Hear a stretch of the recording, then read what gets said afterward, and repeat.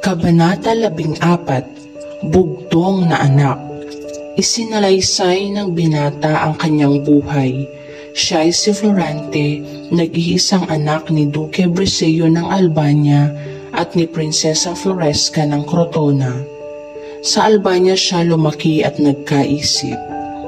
Ang kanyang amay tanungan o sanggunian ni Haring Linceo at tumatayong pangalawang puno sa kaharian. Isang matapang na pinuno at mapagmahal na ama si Duque Briseo. May ilang mahalagang pangyayari noong bata pa si Florante. Nang sanggolpay, muntik na siyang madagit ng isang buwitre, ngunit nailigtas siya ng pinsang si Menalipo. Isang araw, isang ibon arkon ang biglang pumasok sa salas at dinagit ang kanyang diamanteng kupido sa dibdib. Nang siya'y 9 na taon na, pinalilipas niya ang maghapon sa pamamasyal sa burol. Bata pa'y natuto na siyang mamana ng mga ibon at iba pang hayop. Naging mapagmahal siya sa kalikasan.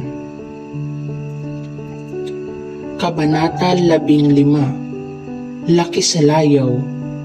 Lumaki sa galak si Florante, ngunit ngayon niya naisip na di dapat palakhin sa layaw ang bata sapagkat sa mundong ito'y higit ang hirap kaysa sarap. Ang batang nasanay sa ginhawa ay maramdamin at di makatatagal sa hirap. Alam ito ni Duque Briseo, kaya tiniis nito ang luha ng asawa at masakit man sa loob na mawalay sa anak, ipinadala siya ng ama sa Atenas upang doon mag-aral.